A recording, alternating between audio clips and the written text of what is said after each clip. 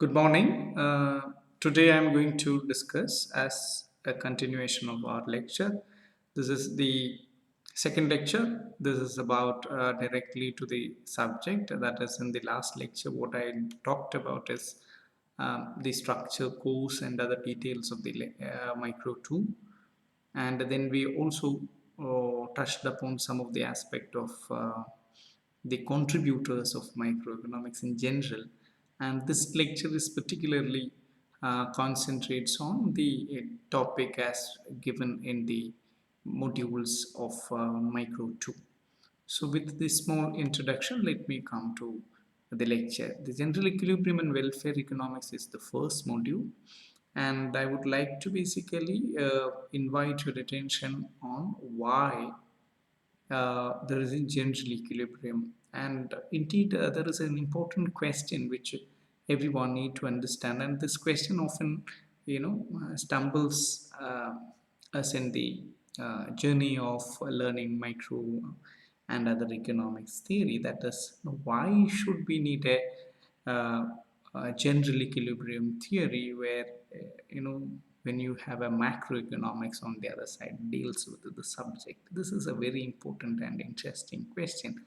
Same the case with actually when I somebody discuss, especially in the last lecture, I specifically talked about the evolution of the contribution or evolution of microeconomics. In that line, though, as I said, many people don't discuss in their micro lecture. But that evolution is very important because the question is that, especially after the demise, as I said, of Marshall, it was severely criticized by Piero Straffer's work in the field. And later, there is a lot of progressive discussions took place in this discipline. And then, incidentally, in 1929, you also had Great Depression, and then it was the beginning of specifically speaking, the macroeconomics or the Keynesian revolution, and macroeconomics was, in fact, placed in that realm. Now, that is what in the post macroeconomic realm, especially in 1930s and 1940s, this general equilibrium trend was actually came also. So there was a lot of interplaying of the subject in between, and microeconomics was basically looking for a new solution in that sense. And I don't think that the general equilibrium is a solution to macroeconomic problems, or the macroeconomic issues are actually a problem of general. Both are basically stand away or stand apart, specifically speaking. So, with that note, let me basically go into the details of microeconomics. This is an unconventional way of looking into the subject because I'm open to look into different aspects of microeconomics rather to very specifically stick upon the new classical framework alone, which is very technically or mechanically understand microeconomics. But I would like to rather open the discussion and healthy comments and observations to my students.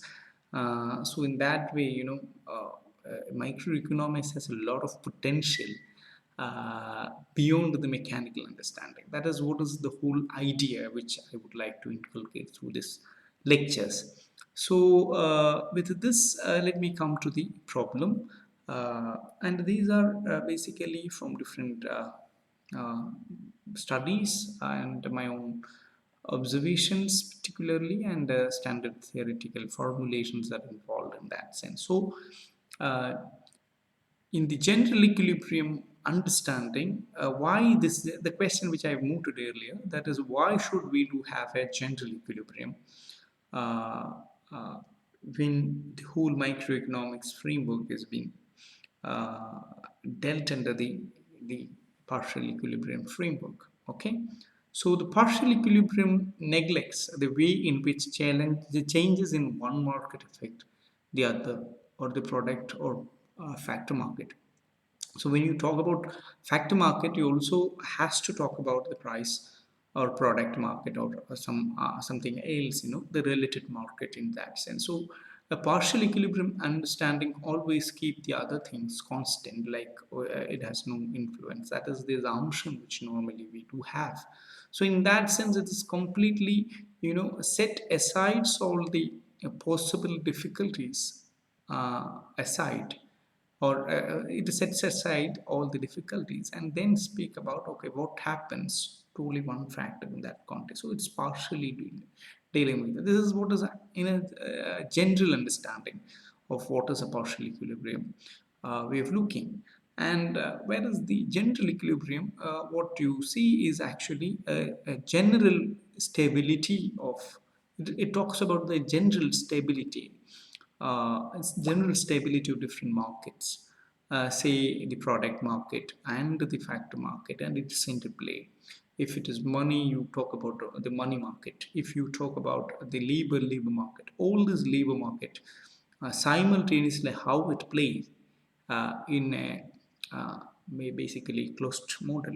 In fact, this is also a closed model, or what you a timeless model in that sense, not a dynamic model. Though there are so many dynamic acts, or you know things like that being incorporated in different modeling, but it's difficult to basically theoretically as well as conceptually being endorse inside the mechanical, or what you call the formulation of a theory. So therefore, this dynamics is again a kind of a static dynamism only we can speak, especially when we deal with any classroom teaching in that context. So the conceptual problems and all is a very different methodological problem. I don't want to basically delve into that in a much detailed fashion here. We will be having some other lectures basically on the methodological understanding, or in some point later I may be giving a lecture on basically the history of economic thought and the methodological understanding and the history of economic thought in that sense. So it's a different ball game altogether. So what I'm going to deal completely in this case is the general equilibrium framework. Okay, that means that the simultaneously analyzes the way in which the choice of economic agents are coordinated across all products and all kinds of factor markets in that sense. So, where as I said in the beginning, that the partial equilibrium analysis, or the Marshallian analysis, in particular, is basically a market industry is analyzed separately, and the interaction between the markets or industries is not considered. Again, the partial equilibrium analysis is adequate when the first order effects of a shift in, say, the demand curve do not shift the supply curve in that sense. Okay. Now, this concept itself is having some problem, and as I said in the beginning and also in the last lecture, see, there is an issue altogether which was being heavily criticized by Piero Sraffa, and Piero Sraffa, especially after the demise of Marshall. Piero Sraffa's paper turned up in 1925. 26 in English it is 26, I think. Yeah, 25 or 26. That paper 25 paper, it is in fact heavily pointed certain facts that the amenability of the very application of what Marshall talked about. So from that onward, Piero Sraffa had another a couple of paper. One is in 1930, and there are other papers in 1928 or so a paper. So all this paper, in fact, discussed about a certain, discomfort which the methodology or the kind of a formulation of a partial equilibrium. And in fact, this criticism later uh, amounts to the general equilibrium framework or teaching in a very different manner. Though Straffer's criticism as well as his objective was completely in a very different fashion. However, that turned, I would say that this crisis, in fact, created a kind of opportunity for macroeconomics. In the last lecture, also we were discussing about that. So let me put into the very observe. I mean, let me invite your attention to the observation of Straffa, because that is very important. As Straffa said, I am trying to find what are the assumptions implicit in Marshall's theory. So if Mr. Robertson regard them as extremely unreal, especially when this is I will come back. So I sympathize with him. We seems to be agreed that the theory cannot be interpreted in a way which makes it logically self-consistent and at the same time reconciles it with the fact it sets out to explain.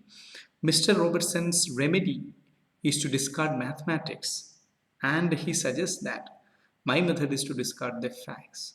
Perhaps I ought to have explained this. In the circumstance, I think it is Marshall's theory that should be discarded. This is what is the observation Pyrrhus-Raffa had in his paper in 1930, especially the economic journal paper. You can refer the paper, page 93 of economic journal of 1930. So it is a very interesting way of looking at the problem, as we said. So Pyrrhus-Raffa said, in that sense, it was actually a discussion of Robertson and Sraffa on the observations of Marshall in the economic journal, and there are many people were responding at that time. Like Miss Lionel Robbins had in fact came up in that particular context, came up with the argument that the interpersonal comparison of utility is impossible. This is a kind of critique which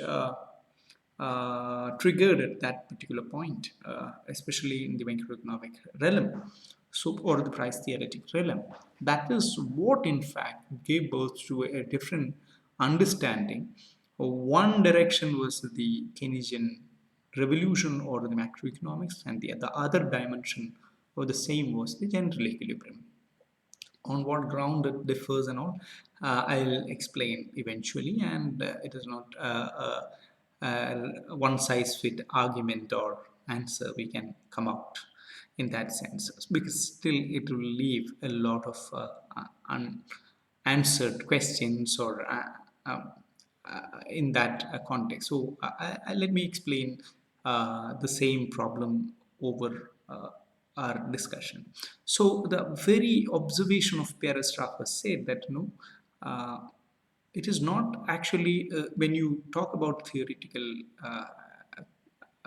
contestation, or when you contest a theory, it is unlikely to contest the assumption and the method, etc., because that is not a very coherent one. This is what is actually Milton Friedman wrote about in his essay on positive economics, in that sense, the methodology of how we need to really look into economic theory and all. So that's a reference, anybody can look into it. So in that way, it is very interesting that we need not to actually a coherent way of looking a theory's problem is not discarding the assumption or the method it was actually with the same assumption or with the same method. If we are able to get a different answer, then the coherence of the theory may be questioned, not the other way around. Okay, in that context only, a very sound way of looking at the problem. That is why Straffa was very sound in understanding the problem. And he was readily said that this is not actually either the problem of a methodology or it's a problem of an assumption. It is actually the problem of the theory itself. So that partial equilibrium framework itself is actually not good. So this is what maybe one of the reason to have a sort of a development of the general equilibrium in that sense. So economists became more interested in general equilibrium analysis in the late 20s and 30s after Piero Straffer's demonstration that Marshallian economics cannot account for account for the forces behind upward sloping supply curve. Again, it is a very interesting point that why supply. This question I used to ask while I was a young student, because this is a very important problem. Because why should a supply curve should be upward sloping? There is no reason in that sense. Technically speaking, see, when you have this, that means you are completely missing a production scenario. You're talking a supply comes from production, right? Supply comes from production. Now that means supply comes from a monopolist. That is maybe one reason, right? A monopolist's highest price is actually the first unit of supply. No, in a general framework of the supply, it may not be actually a upward sloping. The first unit would be having a smaller thing, or the second unit would be coming from this the first unit. If an upward sloping demand curve is actually deals with the following logic, that is, your first unit you will be if your price is actually very small, you will supply very less. If the price is very high, then you supply very high. And it's a common sense, it's not theory or even empirically sound. This is what is actually the problem. Why should a supply side of that, a supply curve of that? This kind of logic we never apply in theory, but still we manage to use the same upward sloping supply curve, irrespective of the criticism which was leveled against Marshall by Piero Straffa and a host of other things. Still, we use an upward sloping supply curve. Now, if that is the case, then upward sloping supply curve is a concept, and the other one is a reality. This is in fact having a lot of discomfort conceptually.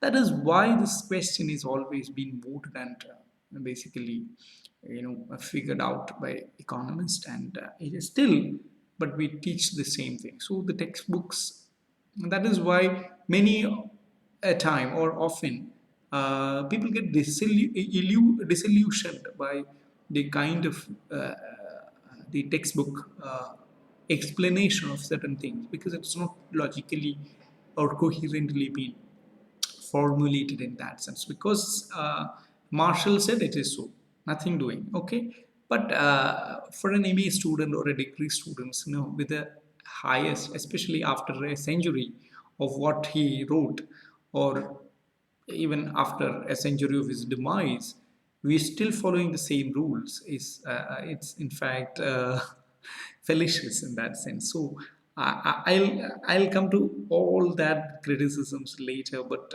this logic of this commonsensical logic is in fact theoretically nonsense. That is what is actually the criticism.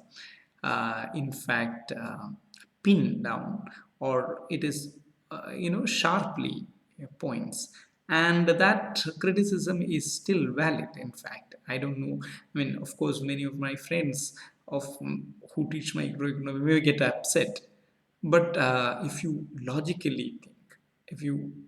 logically think in that line, this common sense it's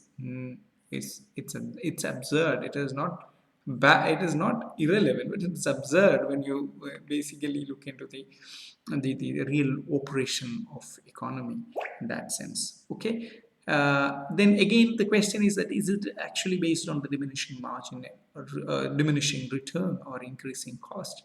Now again, in the previous lecture, in the previous semester, we also hinted to a certain fact that either we are Marshall is either talks about a perfect competition situation, or he talks about a monopoly. Now what happens is it's a mix of both inconvenience. So that's the problem. you know the supply and demand curve is in that sense convenient, because if it is perfect competition, you do have a downward horizontal supply. No, you have no P changing because your P is given in that sense. But what about then demand? This is a question, then you may not be having a downward sloping demand curve either. So again, if you go to the monopoly situation now, monopolist, why should a monopolist, supply at all at a very small price, a first unit, a small amount? No, the supplier of a monopoly supplier do the reverse. In fact, the highest price, smallest unit of output. This is what is the monopoly curve normally comes with. So that is why this whole theory and the practice which we use in that sense is having a little bit trouble, uncomfortability in that sense. Uh, if an industry uses a little of a factor of production, suppose if that is the case, a small increase in the output of that industry will not bid the price of that factor. To a first order approximation, firms in the industry will not experience increasing cost, and industry supply curve will not have an upward slope either. So this is another sort of observation which was leveled against Marshallian understanding. This is a simple thing. So if an industry uses an appreciable amount of that factor of production, an increase in the output to that factor will exhibit increasing cost. But such a factor is likely to be used in substitute for the industrial product or industry's product. Therefore, an increased price of that factor will have effect on supply of those substitute in that context. Consequently, the first order effect of the shift in the supply curve of the original industry under this assumption include a shift in the original industrial demand curve. So this is also contrary to what Marshall's observation in that context. So there is a lot of messing up of the whole understanding of economics in that sense. So this is actually the point in which the price theory was severely been attacked, and people were started thinking to basically come up with some solution. And of course, being a microeconomics teacher, we what really we do is actually conveniently put these uncomfortabilities under carpet.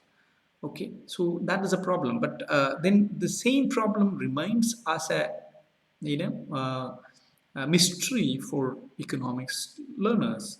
So teachers are often unable to give a sort of proper, what you call a guidance to questions, many of these questions. So still we also have the problem, but uh, given that all criticism, there are two sector model, or what you call 2%, 2 into 2 into 2 models of general equilibrium of Walrus was introduced in courses of microeconomics or price theory in that period to basically overcome the problem which was severely being faced by the price theory in that context. Okay, so that is what is actually the beginning of the general equilibrium framework. So let me come to the general equilibrium framework of that kind in the next lecture.